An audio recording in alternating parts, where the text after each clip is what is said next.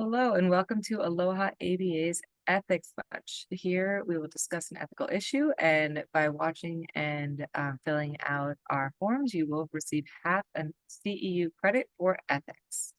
I'd like to introduce myself. My name is Megan Jones. I am a Customer Success Manager at Aloha ABA. I'm also a BCBA. I've been a BCBA for 10 years, and I have here one of our favorite customers, Sarah Ellenwine. Sarah, do you want to introduce yourself?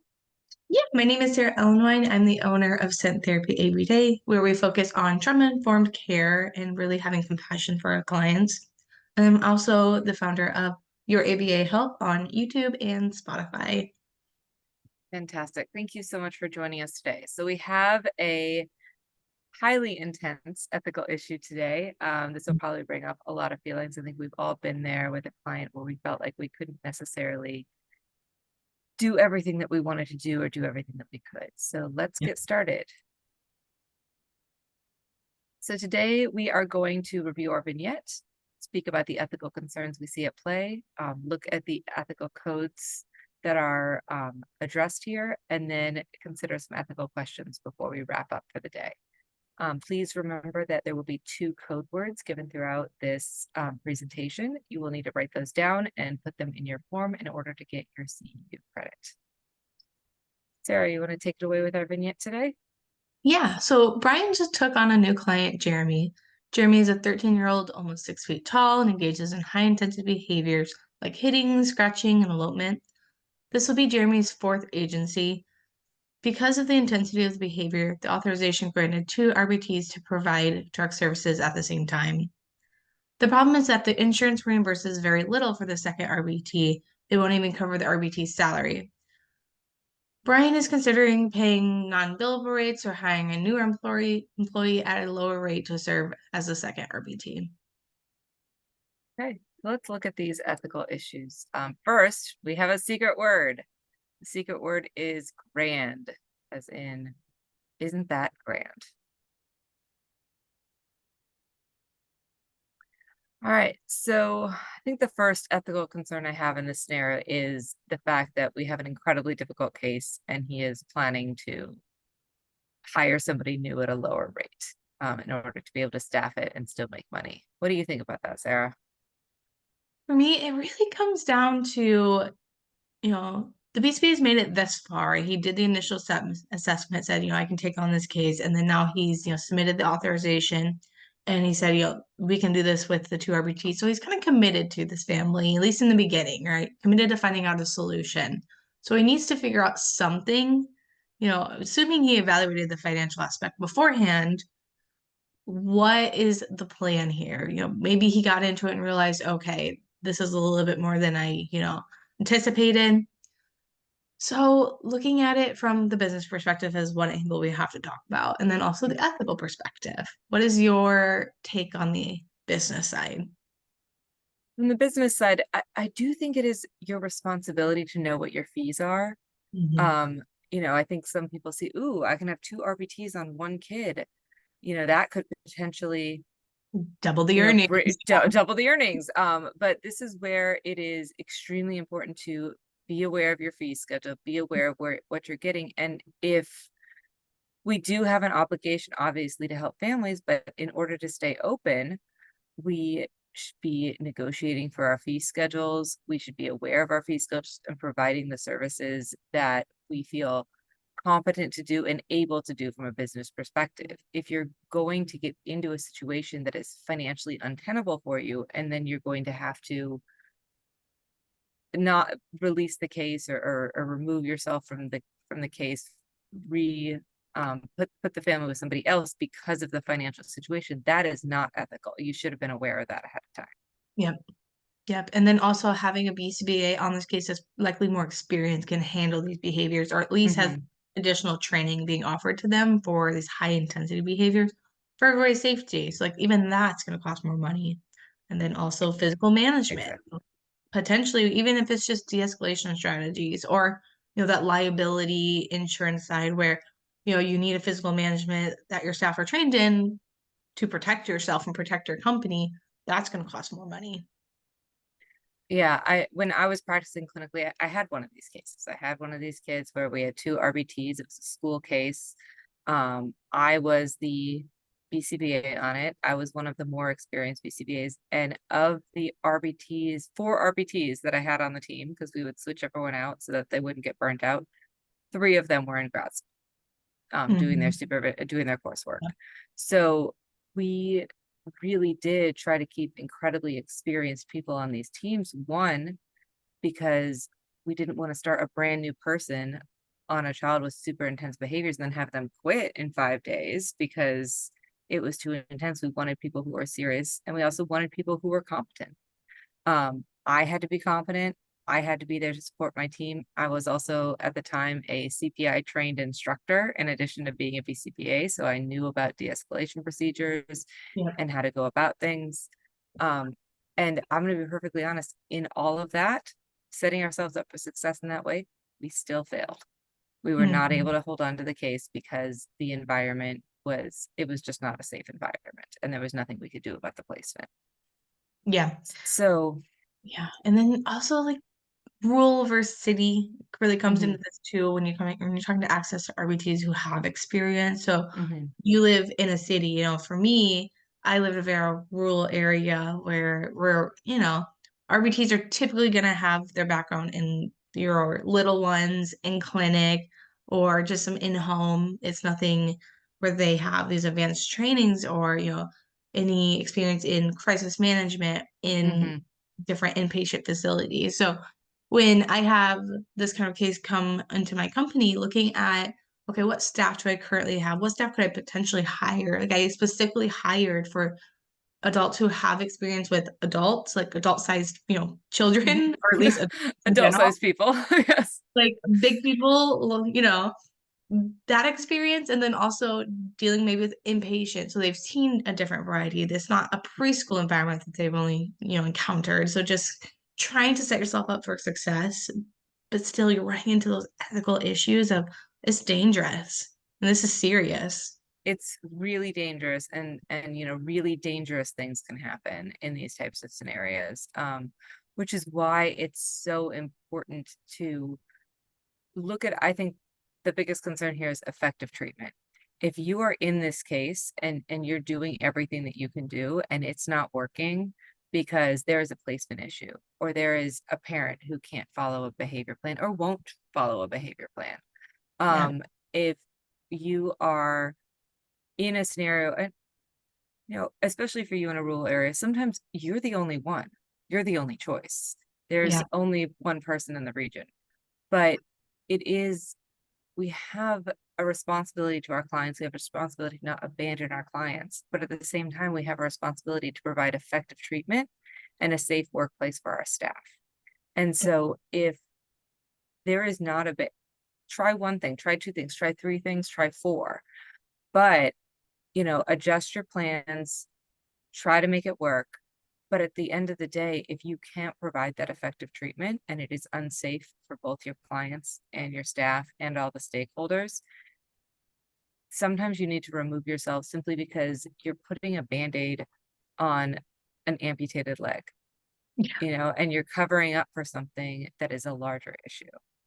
Yeah, yeah. And as we know, as BCBAs and company owners, it's never just the child, it's Hmm. never just the child has all these issues. And it could be a medication issue that needs adjusted, but typically what we're going to see is a family unit issue.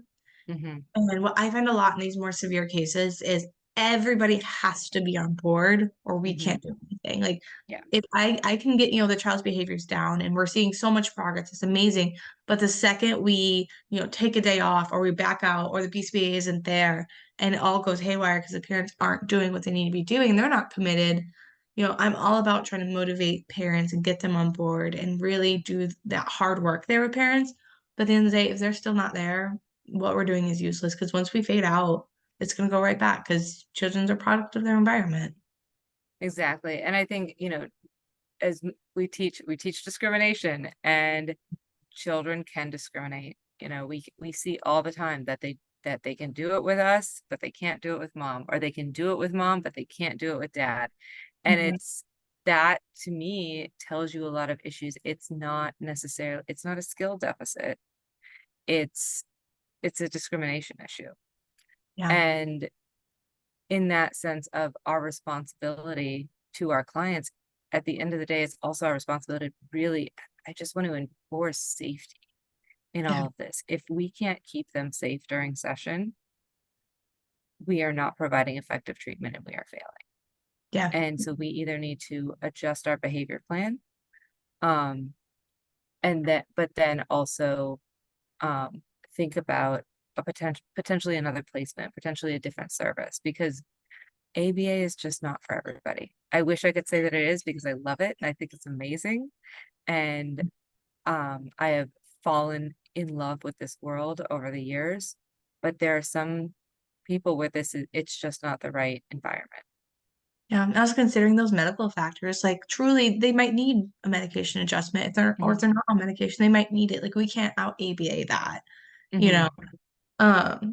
So considering like they might need to go inpatient if it's this severe, then maybe they need like that serious evaluation and change in environment, like kind of that reset potentially. But there's always the potential for trauma there. Making those decisions is really scary. It's really Yeah. scary, especially when you have like these, children who just need your help. And this conversation becomes completely different too when we're talking about self-injurious behavior or if we're talking about weapons. Those are two Mm-hmm. things I recently encountered where the Oh child man. will literally bang their head into the wall. So it's like, okay, am I even gonna be able to react fast enough? Like this situation is already incredibly serious. I had another child who would literally escape the home through the back window, and go run in traffic. Like, Yeah. and they're asking for our Yeah. plan, and I don't think I have a plan that can go fast enough for what we need. So making those decisions mean like, actually maybe we need to consider inpatient care or crisis like intervention center that's 24/7 monitoring, something like that. Mm-hmm. Be a team that can come in. But again, I've had the really, same thing. I've had kids run out into a downtown metro area. I have had uh people breaking windows. I had a knife pulled on me in session once. yeah, It's things like that that I think what you said is it's not going to go fast enough. ABA is great, but it doesn't it's change things slow. overnight. It's And a I think slow, delicate process. but also if you are there providing services every day, Hmm. the parent could potentially feel like, oh, well, I have ABA in there, so this is being fixed. And Exactly. Yeah. so that's where I kind of use that um, analogy of putting a band-aid on a gaping wound or an amputated limb, because they're like, oh, well, I'm doing something, and this service is here, and you're serving as a mask for a Hmm. greater issue. Yeah. And so sometimes I think in those scenarios, we do have to either not provide the service if we evaluate it and realize that it is an untenable situation for us, or start a transition plan with the family in order to find them an effective treatment. Because at the end of the day, that is what we're supposed to be doing. Yeah. And the last point I want to make here before we move on is, you know, especially in our area, if we pull out services, I'm dealing with a situation currently where if we pull out services, we're it. Like that's it for the family. There's no other Yeah. options for them. Like there are no other companies going to take them because their living conditions and they're dealing with social economic status that is a difficult barrier for them for services and in general. So if we pull out, that's it. So it's really hard to make that decision being like, we aren't the fit for you. However, we have to try to figure out a referral or try to figure out another option. And I think this BCBA in this case could consider potentially just doing caregiver guidance, just starting there, offering support in that way rather than having RBTs in there. Maybe through parental commitment and slow behavior change, you could start to see some behaviors decrease. And maybe it might be safer down the road. And you could at least know the Exactly. parents are committed. So, Exactly. And I think something that to remember is, we all want to be the superhero. We all mm, want to be the one who comes in and saves the day. yeah, And it's important to remember that that's the parent, that's the parent, that's the stakeholder. yeah, Though they're the ones who have to be the superhero.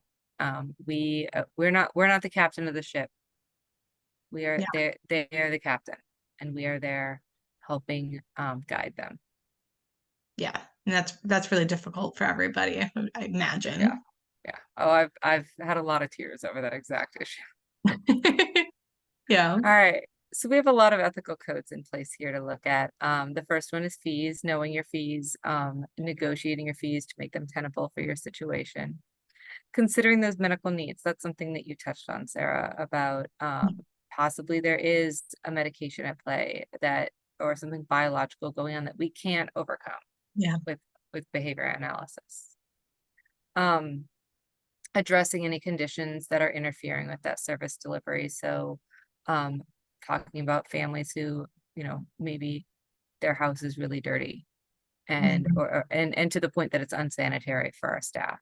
At the end of the day, we do have to um, provide a safe working environment Yeah. and if you're doing home services, that safe working environment is unfortunately someone else's house. Yeah. We talked about that responsibility to our clients to keep them safe, to provide effective treatment, that at the end of the day, our allegiance is to our clients, but also accepting our clients. Um, when you accept a client, you're committing. If it, I don't think we want to live in, sometimes we want to live in a world where we say, okay, well, let's try it. Let's give it 6 months. Let's see how it goes. But Yeah. at the end of it, if you do that, you're accepting them. You are agreeing to this, and then you are responsible. You're responsible for, if you do have to have an exit strategy, having a strategy and not abandoning people. You're responsible for providing that effective treatment. You're responsible for that client by accepting them. We talked about some financial agreements that, you can, if we all roll our eyes and say, you can renegotiate a fee schedule with an insurance company. Church. Uh, Yep. sure you can. On paper, you can. Um, Consulting with the other providers, in these scenarios, talk to the SLPs, see what they're doing, talk to the psychologist or the person providing the medication. For me, I would always tell families when they did a medication change, I was like, I need to know that you're changing medication. Please don't tell the RBTs because if I hear from them, oh, wow, he's been really focused lately. I don't want them to falsely attribute something to a medication. I want to hear what's happening in the world, Yeah. Another thing to without add to them that knowing. Yeah. is another useful group to consult with, potentially in a situation if child protective services are involved. I Mhm. find that collaborating, communicating with them has been extremely helpful. They're often, framed as a bad guy, and we won't get into that. But as a service provider, reaching out and bridging that communication with Mhm. them, they often have a very intimate understanding of the family versus other service providers. I think they're very useful and they have education that can be helpful in the situation.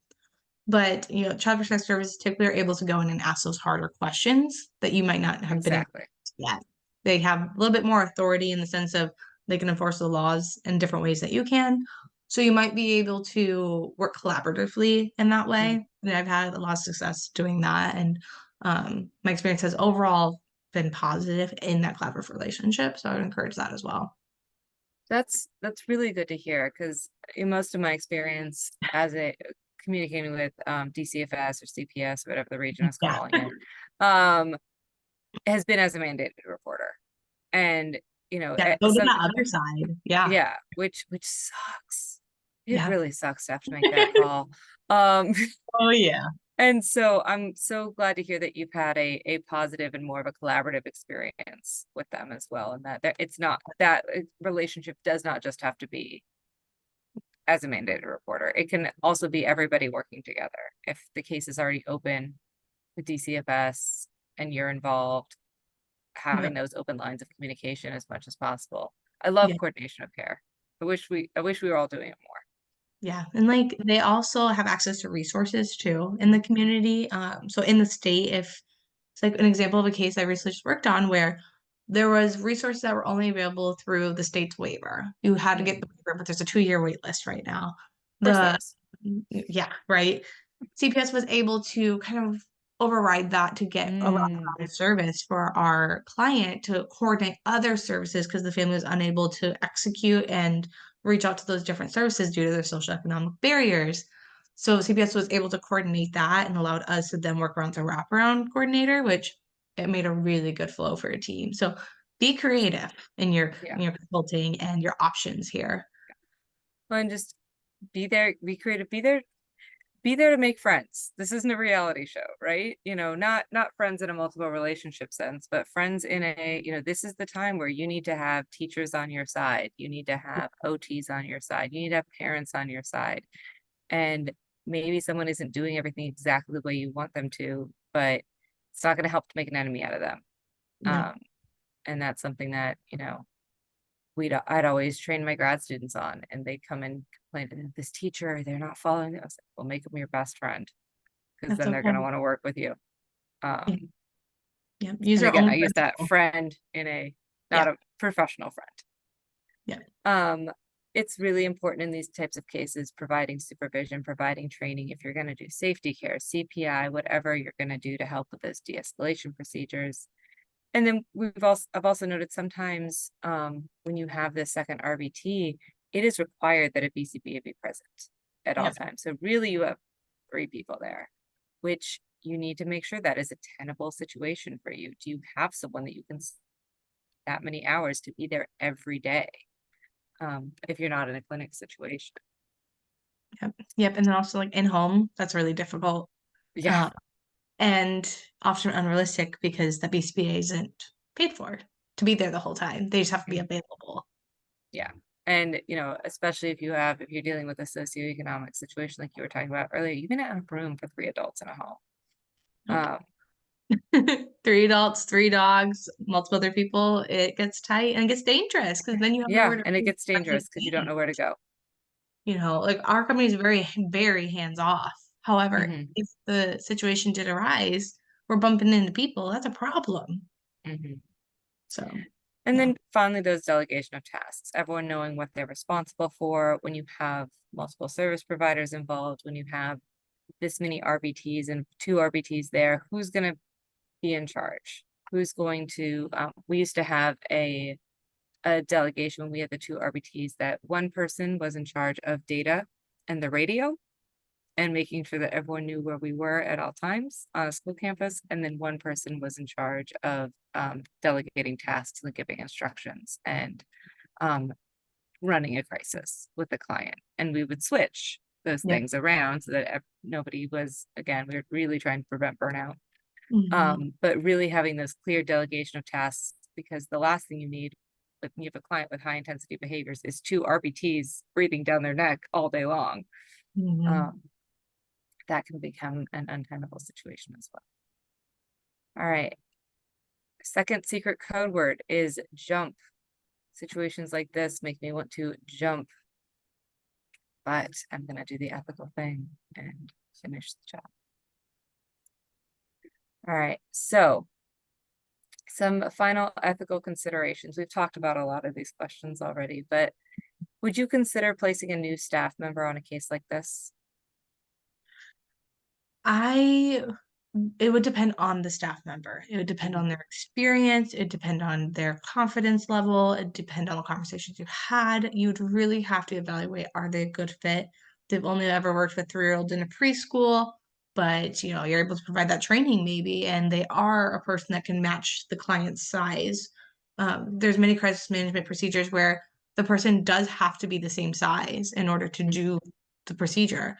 So considering that before you hire them will be really important. Yeah. And also, if you've already hired another staff member that, so you have like that one primary RBT and then the second, kind of figuring out what to do with them. In this case, the BCBA's got to kind of figure out how they're going to afford them. Potentially, maybe this isn't a case that you make money on, you break even on it as a business owner. Is that okay for you? Are you able to do that? Maybe, maybe not. So speaking of making money, Mhm. should there be a difference in rate for staff for higher intensity cases? Would you ever consider offering like, hey, if you take on this case, we'll pay you $4 an hour more to be on this team because as a way to maybe retain staff? Yeah, if that's something you're able to do within your organization, I'd highly recommend it because turnover is incredibly expensive. Expecting someone to be in high stress situations is incredibly challenging. Because Hmm. again, put yourself in those shoes. Every day you're going to work knowing that you could get beat up, like seriously harmed, that a weapon could get pulled on you. I definitely think that's fair and should be considered. But also weighing the other side of that, if they do get hurt, you now have workman's comp fees and things like that to consider. Yeah, and I think you could also potentially, you know, attract the wrong type of staff to want to be on that team. Well, I heard that you get paid more if we're on Joey's case. Can I That's for be you. placed on That Joey's means you case? better vet It's them like, then. Yeah. ooh, yeah. And yeah, really vetting your team. And because, sometimes, an extra $2 an hour, an extra $4 an hour, that can really be a difference maker for somebody's lifestyle. And Mhm. I would hope that you wouldn't have, it would be nice to have people knocking down the doors to want to be on Joey's team, but at the same time, you still want the right type of staff that you're placing. And so this is a scenario, I think you really need to know your staff Yeah. and maybe not make that as much of a public calling of like, hey, who wants $4 an hour more? Um, Anybody. Yeah. any takers over here? Saying more as like a thank you for your dedication. We Mhm. can see how hard this is going to be, and we are so appreciative of your commitment. We just want to say thank you, and provide you with extra support to get that extra coffee as you're de-stressing. Yeah, Yeah, or extra coffee to have the energy to come into that session. yeah, Um, What sort of competence should Byron and his staff have to ensure that they are prepared for this case? And should Byron consult with that previous provider? I think for me, just to jump in on my own question, yeah, this is one of those things. If this is the fourth, that was one of the vignettes, part of the vignettes we didn't discuss it. This is their fourth attempt. This is the fourth agency. This isn't the second one. So I think it is really important to figure if you are able to consult with that previous provider to figure out what has been yeah, happening before you agree to take a case in this scenario. If you know that there have been 3 other attempts on this, yeah, that leads me to believe that there is something maybe environmental or something that the family cannot do that is causing people it it surprises me that there are 3 other agencies that would try to replace the client. yeah. And also could be on their end of like staffing and things like that, unwilling Mhm. Yeah, workers. So having this staff conversation. unwilling, smaller agencies, Yeah, um, things like that. Inexperienced staff, maybe they're a newer agency with newer BCBAs. They just don't have that competency level yet, yeah, or the ability to pay people enough to do this thing, or they don't have the ability to possibly lose money on a case at this point. There's a lot of factors that it could be, but I would want to figure out what they are. yeah, yeah. As far as specific competencies, I would start by, as a business owner, I would start by looking at the laws. So different states are Hmm. going to have different applicable laws. Some states have laws on how long you can be in a crisis, how long you can be physically managing it, things like that. So looking at what you need in order to meet the laws and expectations, make sure you're educated there. And then looking at so like your insurance can sometimes be adjusted or needs to be increases based on the liability that this client might be. So now with workman's comp, looking at, will it cover these serious cases? So if your staff members nose does get broke, what's that going to look like? So Yeah, taking care of yourself there, and then when you look at actual competencies, you're going to want the hands-on training. You're going to want the emotional care too, because this could be really serious. Like if that child's trying to like scratch their arm until they bleed and stuff, that might be triggering for those therapists. Looking at physical management procedures. So, if stuff does go off the rails and your staff are in danger, if they're in a corner, what are they going to do?